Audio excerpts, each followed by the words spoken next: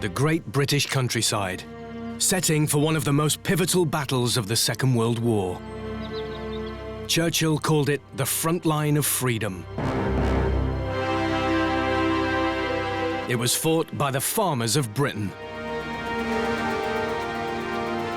When war broke out, the Nazis attacked British shipping, attempting to cut off food imports.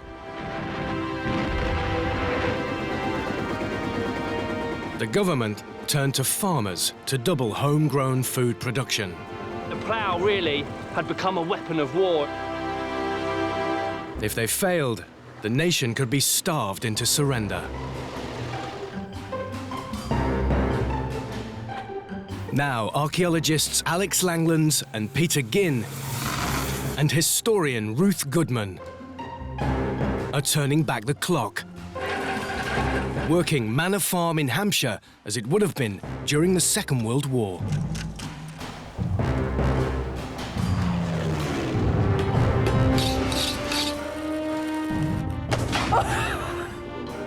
By 1943, Britain was at breaking point.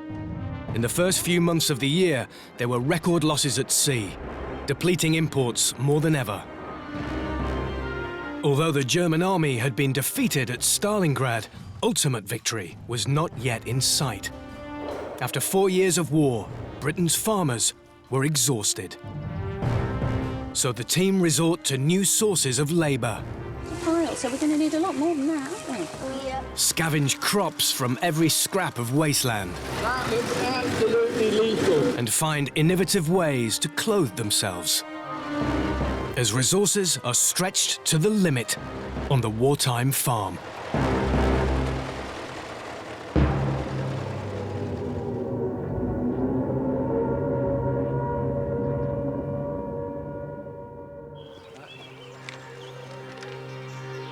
In 1943 saw imports of food slump to the lowest level of the war, and the government feared a crisis. Victory in El Alamein created access to supplies of petrol to help the continuing offensive. But with more ships given over to military use, there were fewer to bring food to Britain. At home, the government demanded that an extra 1 million tons of cereals be produced. But arable land was becoming tired from years of consecutive use. There was a large excess of straw on the farm, a byproduct of all the cereal crops being grown. Ruth's using this to make a fertilizer. Of course, if we had a surplus of barley straw, we could use that for animal feed, but wheat straw really isn't much use. So all this spare straw, I'm just adding to the dung heap to help it rot down. If I didn't have any dung at all, it wouldn't rot, and we'd have to add ammonia or lime or something like that to sort of speed it up. But with a little bit of dung, mix it all together, eventually you get something spreadable on the fields. With harvest approaching, I think we're perhaps paying a little bit more attention to the dung heap than we were before. We know that as soon as that crop is in, we've got to get this lot back out on the fields to fertilise and to start that cycle of production all over again.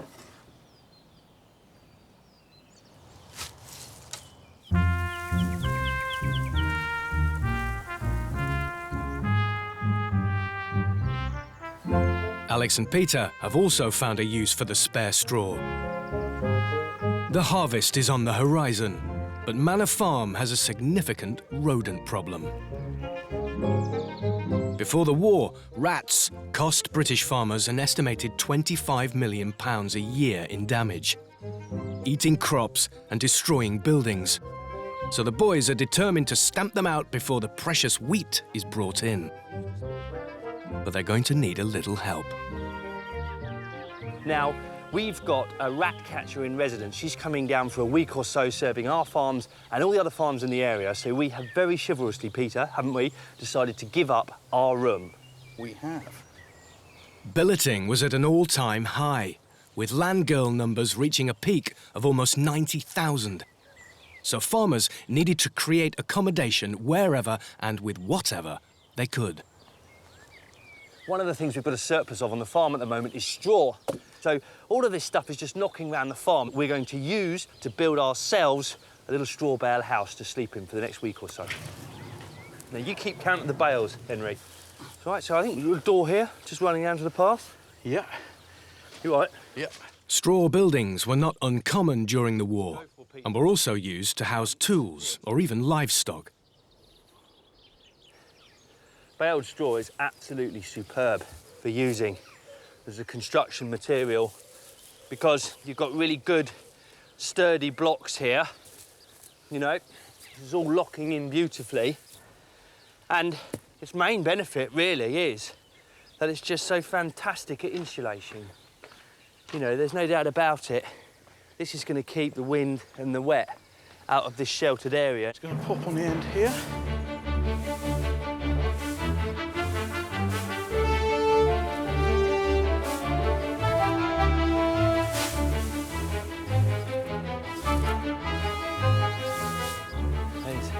Think it's big enough? I think it's going to be absolutely fine, Peter. It's certainly long enough. Oh, yeah, I'll get down there. Plenty of room there. Oh. Hello, Henry. We're missing something, Peter. I can see the sky, Alex. Well, if we put a roof on it, which we have to, a couple of beds, picture of the king, bedside table. Home lamp. from home. Yeah. By 1943, there was a real concern that stamina was running out. Britain's farmers had already been asked to give everything, and now they were being asked to give even more. People had endured 4 years of war. They had watched everything get worse and worse and harder and harder. Rationing had started out reasonably okay and got tighter and tighter. Clothes rationing, food rationing, petrol rationing, everything rationing. And while the early days of the war, there was perhaps a sense of adrenaline with the Blitz and so forth, by 1943, people had been slogging for so long. I think for many people, there was just an exhaustion, a weariness, oh, God, will it ever be over? Vera Lynn's song, When the Lights Go On Again, was popular in 1943 and encapsulated the mood of the nation. When the lights go on again. Listen to Vera Lynn. Somehow she just had a knack, didn't she, of summing up how everybody felt. Wait till the lights go on again. A sort of desperate longing for it all to be over, for us, you know, finally to get there. Goodness knows we've been fighting long enough. Things like this that give you a little sort of lift, you know? I think they must have been deeply important by 1943. All over the world.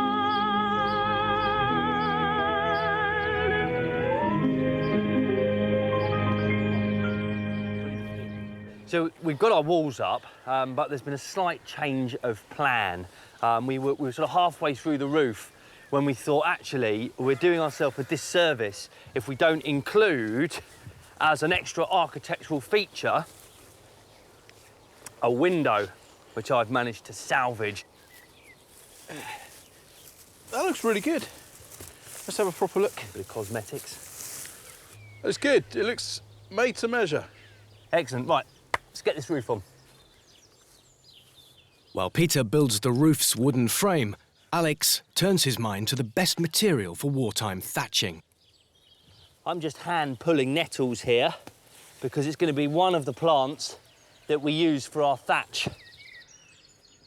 Perfect time of year to pull them as well because they've got all their energy in the plant, so the plant's very strong and the root is weak. So when you give it a tug, what happens? It just comes away at the root. Every time you throw that up, Alex, I get a constant shower of mud coming down on me. The thing with nettles is they can sting, but if you get stuck into them, show them who's boss, tend not to hurt as much. Now I'm using what's called a gad to secure the thatch to the roof. A gad is a thin strip of wood. The nettles rest on the battens of the roof and the gad lies on top of them, pinning them into place. You know, in the early 20th century, there were still thatchers who were very much using this style of thatch. So it wouldn't be entirely alien to Second World War farmers. turning into a sort of semi-permanent building, isn't it? It is, yeah. This thing could last a very, very long time.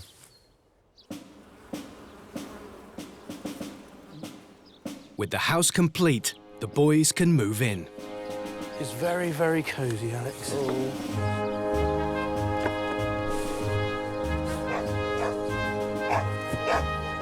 Henry!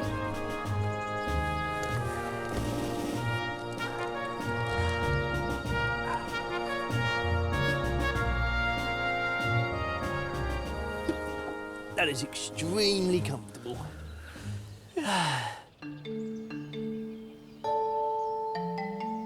It's summer on the farm, and there's an important job for the boys: making hay. The team have dairy cows to feed.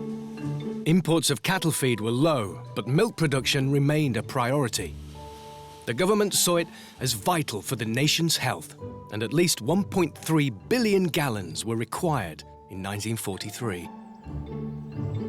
Before the war, the cows would have been fed through the winter on hay, but Britain's acreage of meadowland had been hugely reduced. I suppose all the pasture land, it's been turned over to arable, but still grass around. I mean, this is a prime example of a churchyard. I mean, this is a great hay crop, isn't it?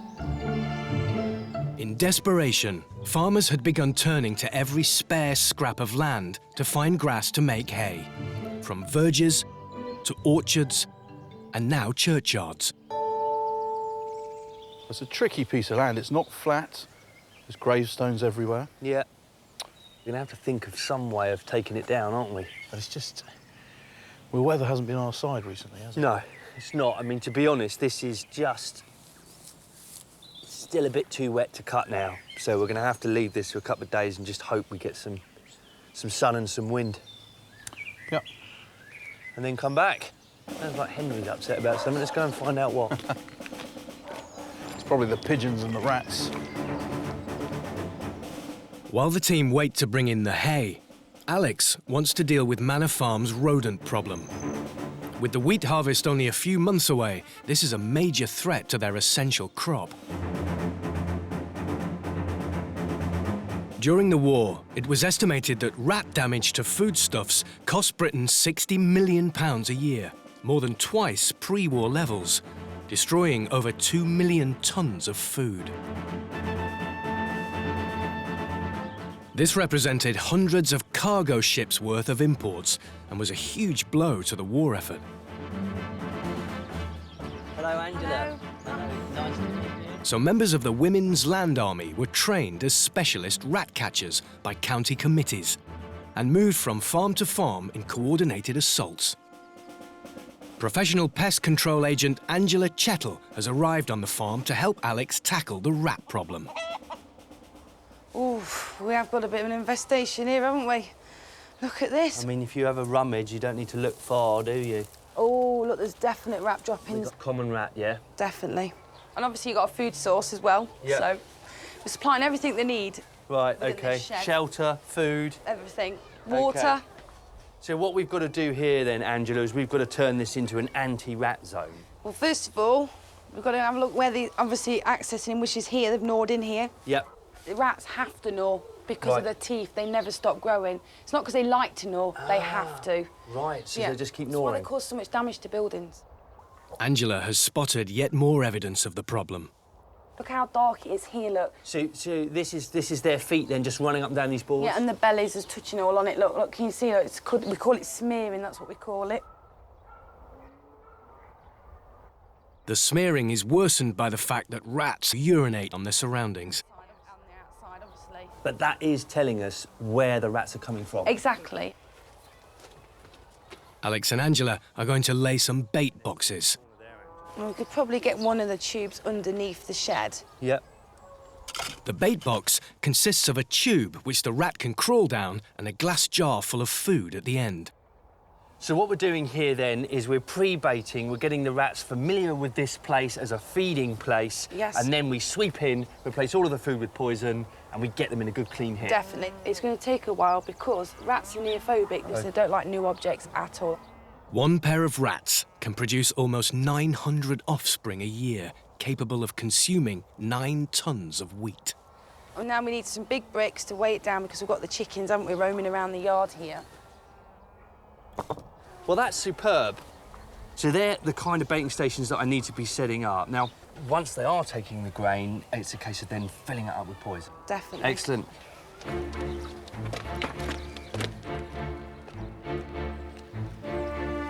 Alex and Peter need to take advantage of the clear weather to get going with the crucial task of making hay. Peter has found an Allen scythe, a mechanical scythe specifically designed to tackle unusual terrain. Its motto, wherever a man can walk, an Allen can cut. Invented in the 1930s, a new model appeared in 1943, and farmers could lease them from the Ministry of Agriculture. The main thing, Peter, is not to hit any of the headstones. Good luck. Let's give it a go. Oh.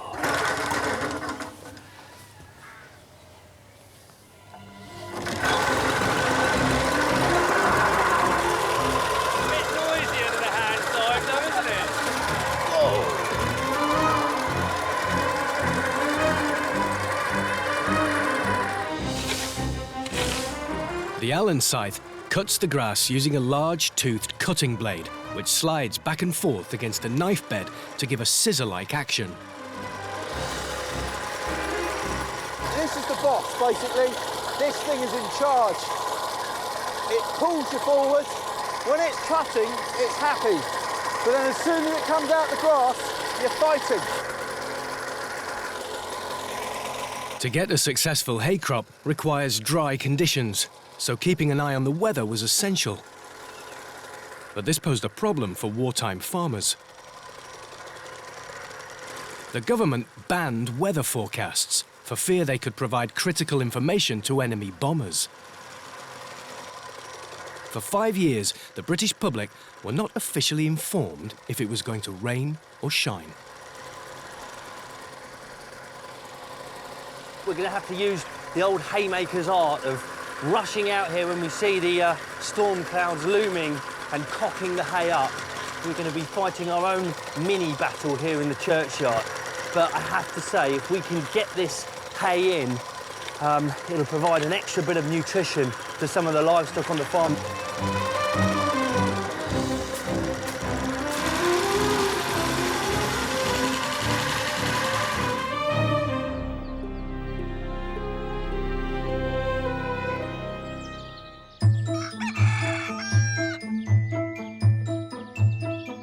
It's summer on the farm, and the team's preparation for the harvest months are going well. This was especially important in the crisis year of 1943, when increasing productivity was vital. And the rat problem is being tackled. Oh, they're definitely taking that. Look, it's almost all gone. Time for some poison, then. I did wonder where that vase had gone. The dairy cows are helping Ruth's dung heap to grow. Alex and Peter are weeding the wheat field. This will let a little bit more light in at this critical period of growth. And that light, obviously, is going to do the wheat a lot of favours. But the jobs are mounting up, and it's clear they could use some help.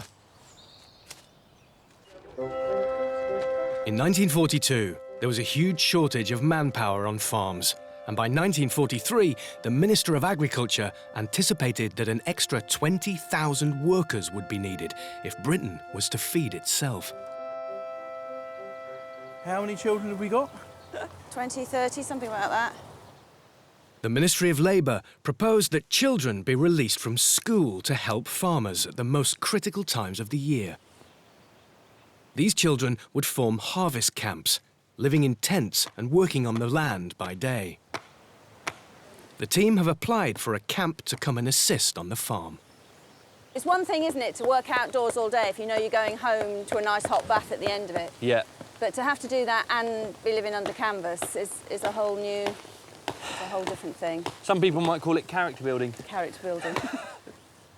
When you read, like, kids' accounts of what it was like, you know, there was obviously sort of two sorts of farmers locally, those who supported the kids in the harvest camps and those who didn't. Right. And what type of farmers do you think we are then, Peter? I think the fact that we're stood here in the rain erecting tents for these children rather than making them do it themselves, we're the type that are going to look after them, give them a good time and hopefully get the best out of them. Normally, recruits were required to be over 14, but in special circumstances, younger children could also take part.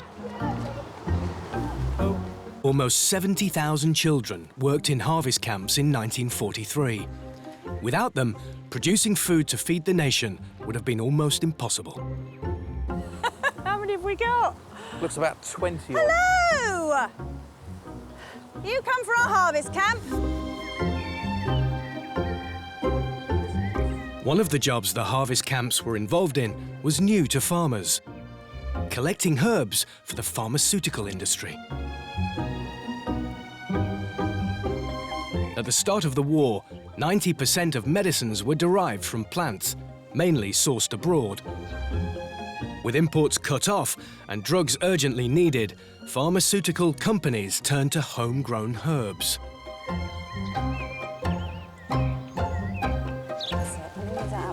Don't just pick the top, no, we want the whole plant, all right? In conjunction with Kew Gardens, the government drew up a list of essential plants needed for drug production and paid the British public to collect them. This was an ideal job for children. Medical herbalist Linda Harold has come to lend her expertise. So this was There's a quite market a for them. commercial thing. We're not talking Absolutely. about herbalism. No, We're totally talking not. about mainstream medicine, Yeah. pharmaceutical companies Yeah. using these things as their raw materials Absolutely. and producing synthesised drugs from them. That is it. So when you see pictures of people in the wartime with the aspirin, the little white pill, which was the main painkiller of the day, it's not synthesised. That, you know, they're collecting vast quantities of meadowsweet and white willow bark to make aspirin. Absolutely. Today, the children are looking for goosegrass. You've got loads. What was this used for, the goosegrass, The sticky goosegrass grass? cleavers, that was used very much for treating infections. It's very good. It works on the lymphatic system. And obviously at that time there was, you know, lots more, you know, people were ill, lots more infections. But that's really, really brilliant one for fighting infections. And you've got loads of it. I'm really pleased to see loads and loads of it. So we're going to need a lot more than that, aren't we? Yeah. That's the good thing about child labour. You could just send them off. Oh, I wish I had that energy. They were so important during this time. They picked so many herbs. It was incredible what they actually achieved. By 1944, the children of Britain were collecting up to 4,000 tons of plants a year. The hay has been drying in the churchyard, and Peter is also making use of the harvest camp children to help him gather it up. Now watch your points. We've had a really good spell of weather, but I feel that the rain's coming on and we've got to get this hay cocked because otherwise it will ruin, it will go black in the ground. So the idea is to build it up into piles, and the bigger the piles as possible with a very small surface area, it just means that when the rain comes, it will basically run off and it will affect very, very little hay. Let's get some more. Try to beat us. Not over. We've roped in a bit of help and, well, it's mayhem. Mind those spikes. To avoid exploitation, the Ministry of Agriculture introduced a minimum wage of 6pence an hour for under 16s. We've got nine kids here. They're all very, very enthusiastic. They've all been armed with a pitchfork. Each pitchfork has at least 2 spikes. All kids have at the moment at least 2 eyes.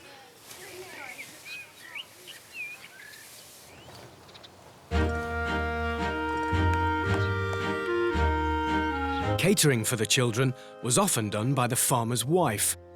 Today, Ruth is doing the cooking. Government advice was quite determined that despite the difficult conditions, despite the shortness of rations, that the children should be well fed, that they should be getting a nutritious, balanced diet. But doing that on next to nothing is not easy. The sorts of rations that were available to those out in a tent, feeding children day in, day out, 2 hot meals and packed lunches, were very thin indeed. Local people were encouraged to donate supplies of foods, such as fruit, vegetables and rabbit, to the camps. But these were far from abundant. The government issued a number of leaflets in an attempt to help people who had to do this. It was all sorts of advice, from how to set up your field kitchen to how to store the food outdoors in these sorts of conditions, through to recipes and menu planning. They even advised how thick to slice the bread for the sandwiches.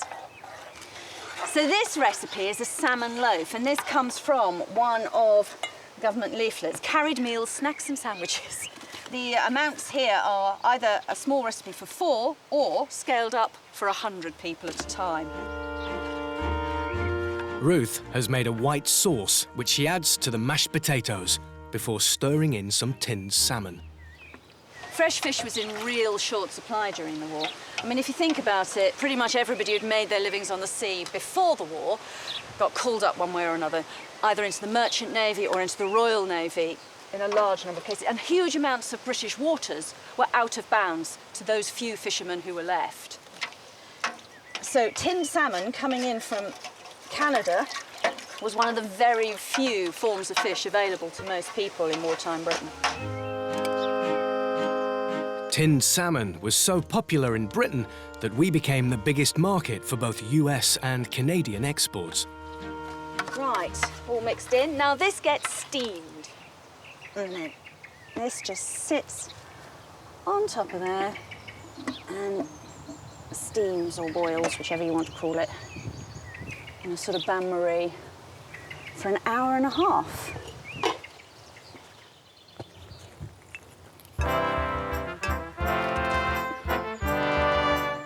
With all the challenges faced in 1943, the help provided by child labour was vital to farmers.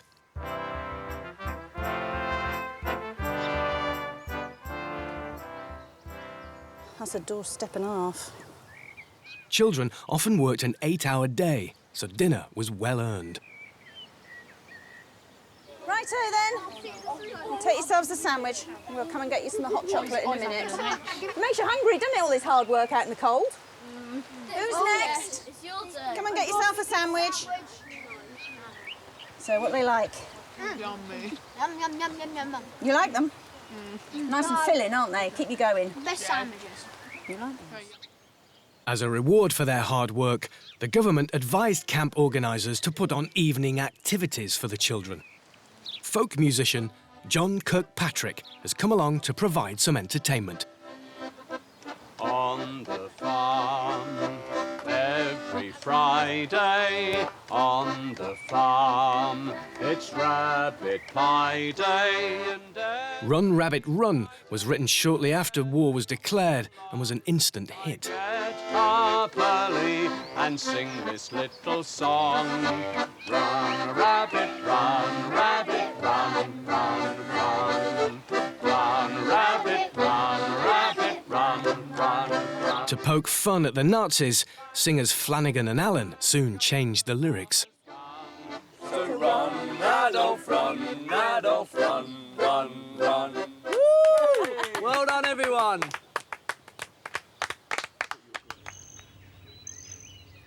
Herbs were not the only medicinal product to be found on farms. Honey could be used to dress wounds due to its antiseptic properties and helped reduce scarring. It's still used in medicine today. But it was also an excellent sugar substitute. By 1943, the rationing system was really starting to bite. And morale was suffering. People were having to do without all of the foodstuffs they'd really enjoyed before the war. On top of that list was sugar. So to boost morale here on our wartime farm, I'm going to see if I can't get myself a few jars of honey by the end of the summer. Alex is looking for a special type of bramble which grows up through bushes, creating a long stem. I've got a very old-fashioned way of making honey, and this bramble is going to help me in that process. Alex is also making use of the surplus straw on the farm to create a skep, a traditional basket beehive. To stitch it together, he'll be using the bramble. It needs to be carefully split open and the insides removed to form a strip which is both flexible and strong. The bramble stem is threaded through the holes in a wooden ring to create a cage for the straw to sit in. OK, so the idea is that it's going to thread in here.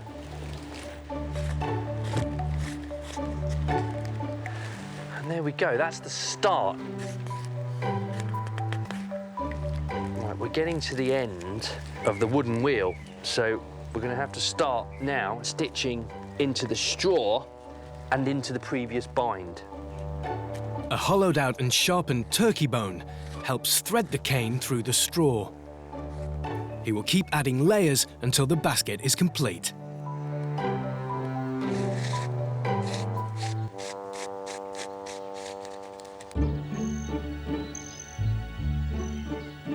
Ruth is processing the herbs she picked with the harvest camp. Pharmaceutical companies would pay good money for the herbs, a handy supplement to the farm's income, but only if the plants were properly dried and packaged to preserve their active ingredients. Up to 80% of the herb's weight is lost during drying. That's how much water you need to drive off. And of course, to do that effectively, the air needs to get all the way around the herbs. You don't want anywhere where, you know, things are against each other and moisture can get trapped, because if you do, rot will set in. And that includes turning things regularly. Another day or two, and they'll be ready to be packed up. The ideal temperature for drying herbs is around 35 degrees Celsius. On a damp day like today, then this comes into play, the stove, which is just turning out a little gentle heat. I don't want too much. I don't want to cook anything in here. Just wanting to maintain warm airflow through the whole space. This shed's beautifully ventilated, so the air in here, which can get, as all this moisture comes off the herbs, the damp is driven up by the heat and can make its way out. So the first things I do when I get them back is to sort of go through the herbs and pick them clean, because the pharmaceutical companies will only buy the top quality. This is sage, of course. Pharmaceutical companies would only pay 5p a pound for dried sage. I've got a lot of it, so it's worth my doing. Foxglove, however, that was much more lucrative. All the seed that I'm drying out. Now that retailed for 7 and 6 a pound. That's a heck of a lot more than 5p. And even the leaves were 1 shilling and threepence. Foxglove was so valuable because of its ability to lower blood pressure. But it must be handled with care, as it's extremely poisonous. And when I finished here, the last job I will have to do as I leave the shed will be to block up all the windows to keep the light out, because sunlight, UV light, helps to decay the essential ingredients in the plants. So they don't only need it warm, they also need it dark. Alex's skep is complete. During the war, a colony of honeybees could be purchased for around £3. But beekeeping expert Mike Holloway has brought one along for free. Hello, Mike. Hello, Alex. I apologise for my lack of mobility. I've turned my ankle over. Oh, dear, oh, dear. But thanks ever so much for coming down. Great to see you. And you? Now, first things first, obviously, is the skep inspection. So tell me what you think of that. Oh, And I think, you can be honest, Mike, I don't mind. I think you've done a proper job there, Alex. Unlike with a wooden hive containing removable frames, Alex won't be able to inspect the bees' progress. But as it's made from surplus materials, the skep is a good, cheap and disposable wartime alternative. Now, the other thing I've made as well is a sort of top compartment, because my understanding of this is that we can get the queen and the brood in here and her young in here, but we can deprive her access to this top area. Indeed. But the workers can still get in there and produce comb and honey. What we will have to do is put a grill across there, which is with spaces in large enough for workers to get through, but too small for the queen to go through. Great, OK. Mike has already prepared a straw and nettle shelter for the skep. Talk me through the process. Now, you've brought a colony here. It was a swarm that we picked up yesterday. Yep. And I've actually got the queen. We've got her in a little cage here. She's in there, then? Indeed she is. And that's what's a sort of old school hair curler? Was that one of your hair curlers, Mike? I wish. Well, we just put this on to make sure we don't get any little stings round me. You don't want to sting to the face. And we'll make sure the queen goes into your skep and all the other bees will follow. Mike's swarm contains around 10,000 bees. He introduces a few into Alex's skep before placing it in the shelter. We'll put that down for a moment.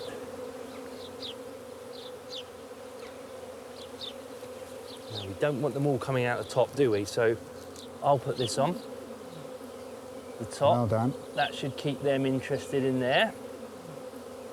So we'll just shake those out onto there.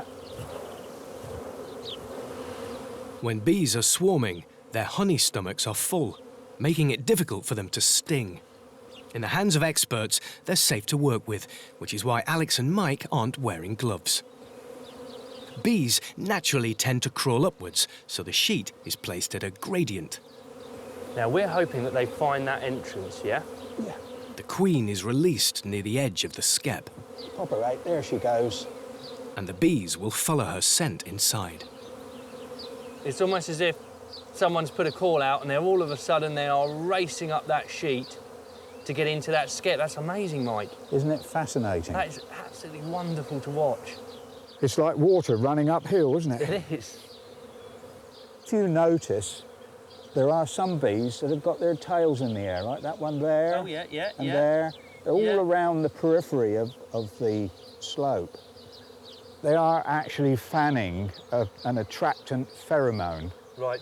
which is bringing down these bees that are flying to go into the skep and join the queen. It is a happy sound, isn't it, that you can hear these bees? This is a happy sound, yeah? Yes, indeed.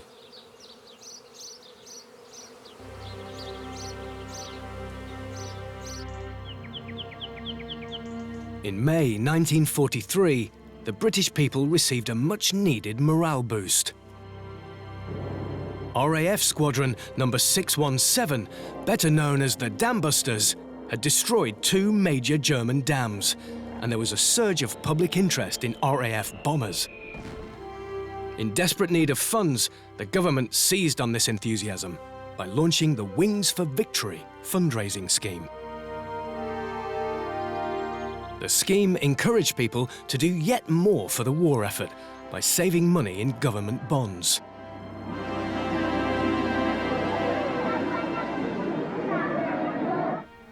It's quite a difficult moment, isn't it?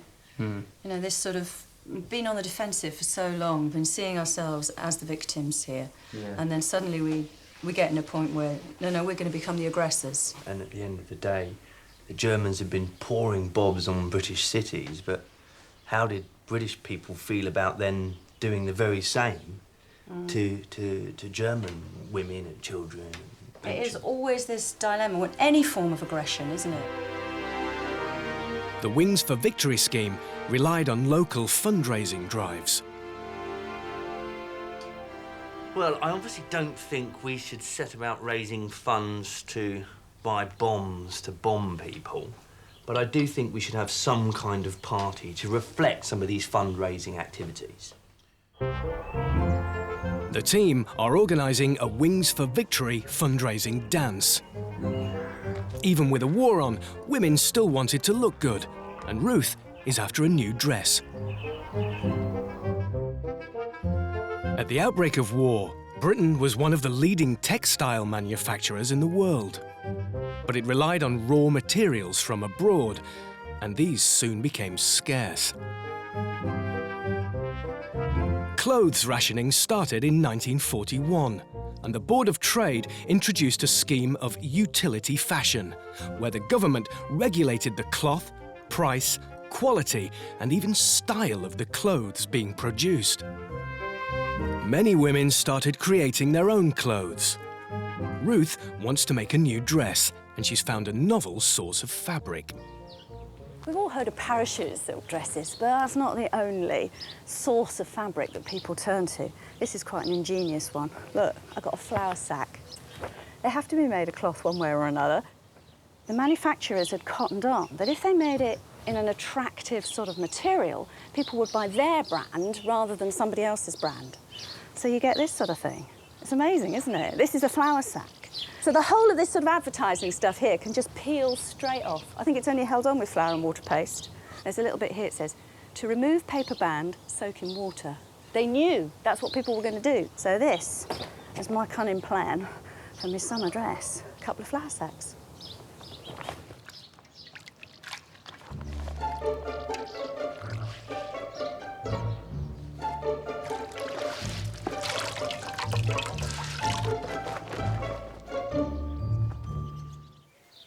Alex's bees will take some weeks to start producing honey. He wants to prepare some as a thank you to the children from the harvest camp, so Mike has lent him a comb from one of his hives. These cells on this frame are used by the worker bees to store surplus honey, and what they do is they then cap it over with wax so that they can come back to it and feed throughout the winter. To extract the honey, the comb is scraped out of the frame. And I think those little kids at our dance are just going to be so grateful for this stuff. They're going to love it. The next step is to pound the comb, breaking down the wax and honey. This is quite a workout, this. Right, I think that is now pounded enough. It's certainly a lot finer grain than this stuff here. So that is now ready to go into the muslin sheet. So I just lay this sheet over this bowl. And the sheet. Now the theory is that the honey is that much finer grained than the wax. So it will pour through the weave of this muslin sheet. And already actually you can see we've got some coming through. During the war, the price of honey was regulated, and it could only be sold for around 2 shillings and 6pence per pound, about £4 in today's money. I think we've got the right temperature in the room to do this. Of course, I'd love to have been sat outside doing this, catching the last few rays of sunshine, but I would have had every bee in the county breathing down my neck. Not only is our house bomb-proof, it's also bee-proof. As the war progressed and the pressure on imports became even greater, clothes rationing grew ever tighter. In 1941, a year's worth of coupons would have purchased a whole new outfit. But by 1943, the clothing allowance had almost halved. As a way of getting round the shortages, women formed communal sewing pools. Ruth's enlisted the help of Jean Haynes to turn her flour sack into a new dress for the fundraising dance. Oh, that's not bad, is it? That's quite a reasonable skirt width. But we hadn't got enough fabric to cut the skirt in all one piece, so we've had to do a bit of asymmetrical lines on it, and we've got it in two. Making a virtue of a necessity, really. Yes, yeah. There isn't enough material to go, you know, cutting away as we want to do, so we really have to cut tight. Minimising fabric waste was of vital importance, and there were strict government rules dictating the number of pockets, seams and even buttons garments could have. 40s fashion was really dictated by this need for clever cutting, for using the minimum of fabric. It was all very, very cleverly put together. There were darts, there were gathers. Collars were detachable because you could have one blouse, 3 collars, 3 outfits. Sewing pools increased in popularity throughout the war. They not only provided the equipment for dressmaking, but also some much-needed expertise. The youngsters, and particularly the young townies coming out into the countryside, they just hadn't picked up those skills in quite the same way. So it was a way of sort of learning as well as sharing equipment. That's right, and making do with what you could get. While Ruth prepares for the fundraising dance, Peter has urgent work to do with the hay.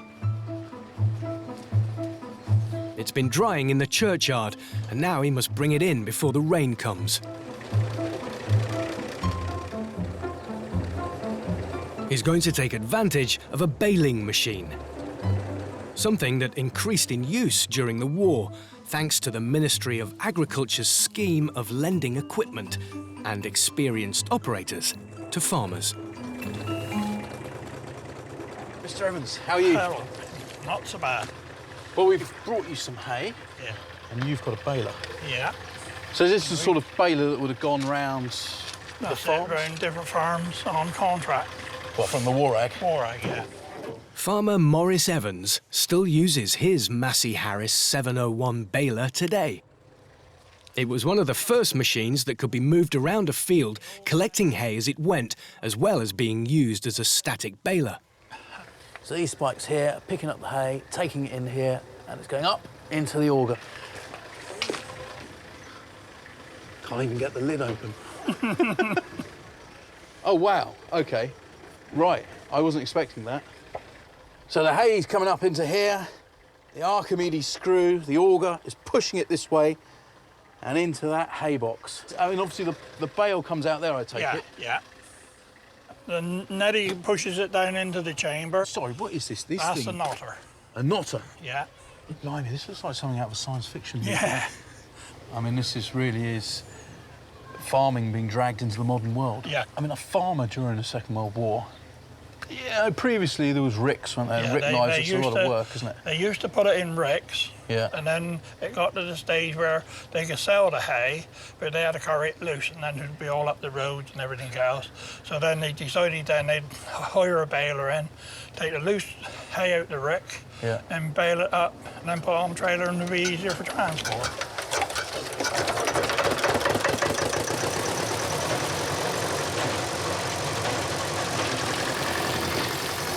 That looks absolutely lethal.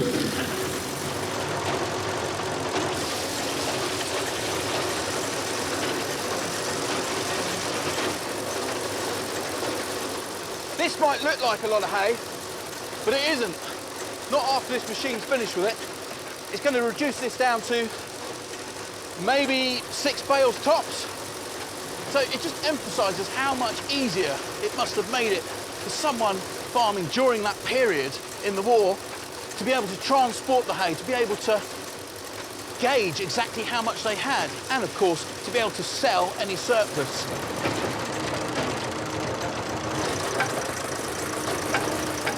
This is looking pretty good. There's certainly a split there. In fact, that is a hay bale. That's a really good hay bale, actually. That's one of the best hay bales I've ever seen. It's my hay bale. It's the hay that I've cut in the churchyard and baled up. That is awesome.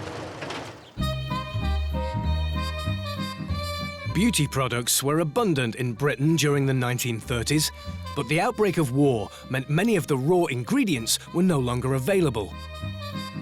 Although makeup wasn't rationed, cosmetics companies were only making a quarter of pre-war amounts. But for women, it was important to still look their best. With her dress finished and hair washed, Ruth and her daughter Eve have called upon the services of historic makeup specialists Sharon and Gloria to help them get ready for the Wings for Victory dance. You're having a bit of a look in all the women's magazines, and there's an enormous number of articles about hair and makeup, aren't there? Beauty tightens the belt. It's our patriotic duty to cut down a bit on cosmetics, but you can still stay lovely. But it is a huge issue of morale now when we come into wartime, that still trying to look good and look your best is a sense of actually being defiant. You know, you would be letting the side down if you let yourself go. But let's have a little bit of that in there then, Gloria. In the absence of factory-made products, women employed homemade methods to enhance their looks, including using sugar water to set their hair. Some ladies use beer, but when we spoke to our great aunt about it, she said if there was any beer around, we would have drunk it. Beauty was seen as such a morale booster that the Minister of Labour made skilled hairdressers exempt from conscription. Almost all hairstyles in the 40s required the hair to be curled, taking inspiration from the Hollywood movie stars of the day. So the finger wave technique is to use your comb and fingers to push the hair into flat S-shaped waves. And when the hair has dried, it does create a beautiful wave. Ruth's hairstyle requires flat pin curls at the front, which will add definition, and larger barrel curls at the back for volume. I feel really weird like this. Do I look weird? Yes. Glamour in the making. It's glamour in the making. Female munitions workers also had a special allowance of high-end makeup to wear in the factories, raising their spirits as they laboured in often grimy conditions. For a period that was very austere, it's still very glamorous, so a cream rouge, just to give a bit of a flush. You get them starting to use mascaras. They came in a little block there and a brush, and you'd mix it with water or a bit of spit and brush it on. And this was something which started off as a little pack of product for men to use on their beards and moustaches. So from men's vanity came a product which women could use.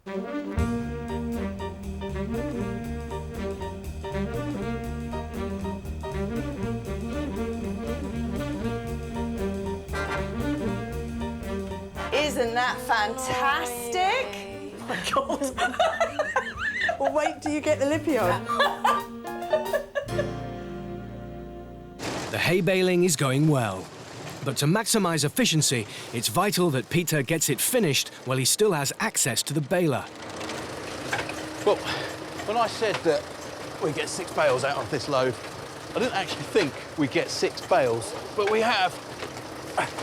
Now, you could probably get 3 times this amount on the trailer, so that means you can use less fuel in your tractor. It's just so beneficial having these bales. But we've got hay all over this farm. We need to get it in, we need to get it baled, so I'm going to get another load. It's going to take me into the evening, so I don't think I'm going to make this dance tonight. America had entered the war in December 1941, following the attack on Pearl Harbor. From 1942, US troops poured into Britain, including more than 130,000 African-American servicemen. They brought with them a new phenomenon, the jive.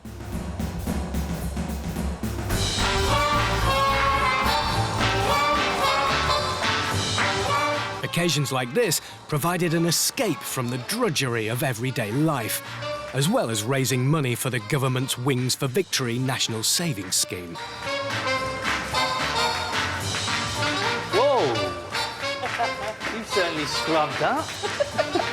There's the new dress, isn't it? There may be a war on, but some people can still turn out well, can't they? Yeah, but you haven't noticed the shoes. Look. Ah, that's a sign of a good, hard-working farm girl.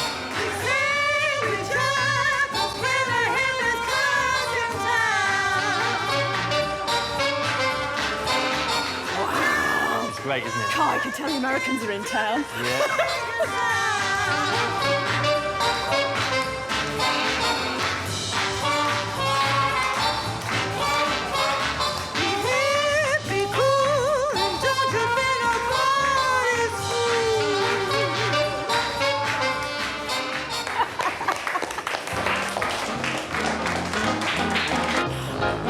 Joseph Sewell is an expert in jive and swing dancing. It's an infectious dance. You can't find a dancer dancing that's not smiling. It's just impossible. It's such a vibrant form of dance, isn't it? I mean, what is it officially called? The dance that we're doing is called Lindy Hop. It's African-American dance. When you had the black GIs come across and brought the real deal, Lindy Hop, that's when it really started, you know, to take off. Well, I mean, it must have made such an enormous impact in village halls up and down the country. I guess the white dancers would have probably danced something a little bit more subdued. Once the GIs got out there and started chucking the ladies around, it would have blown people's socks off, but it would have made everyone feel good that was watching. There is one thing here that wouldn't really have happened during the war, and that's black and white GIs being in the same dance. The Americans brought with them not only their dance, but they also brought their social attitudes and their segregation that we weren't used to here. Yes, the white GIs would not tolerate being in the same building as the black GIs. African-American troops frequently came over in advance of the white GIs and had established themselves in local communities. When white GIs arrived and tried to impose segregation, they often met a stony response from the British people. I think we could have a go. Show us how to do it. Absolutely. Yeah. Absolutely. Two fine young ladies like yourself. Ladies, get ready for the time of your life. Ooh, sorry. I'll probably be doing well. The Lindy Hop was developed by mixing established dancers like the Breakaway and the Charleston, becoming popular at the Savoy Ballroom in Harlem. This new style spread like wildfire.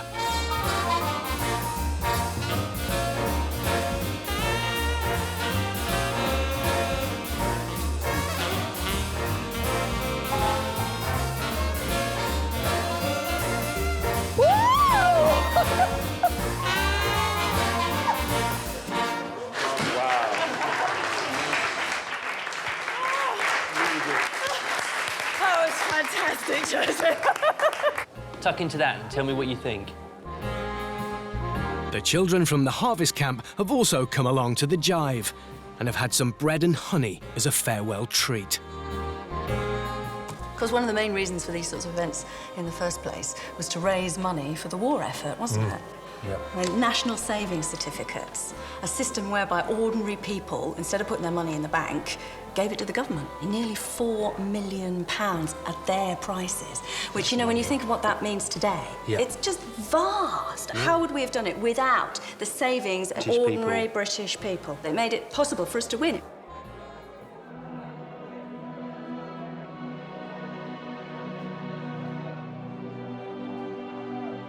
Hopefully, while we're all here, Peter will finish baling that hay. That's a must-do job. Yeah. And the children, haven't they been an enormous help? They've, you know, just done loads. You know, it's been great to have them around. Yeah. And I sort of feel like we've generally sort of boosted morale here on the farm. Yeah. But of course, it's all to play for in the next couple of months. You know, it's make or break season. We've got to bring in a wartime harvest, and it's not going to be easy. Despite another year of hardship at home, farmers' efforts in the fields would not go unrewarded. 1943 would see Britain's biggest acreage of crops, not just in the Second World War, but in the history of the country. Quite got my sea legs yet. Next time, the team find new methods of communication. Look at that. He's fast, isn't he? Bring in a vital harvest, and preparations for D-Day come to Manor Farm.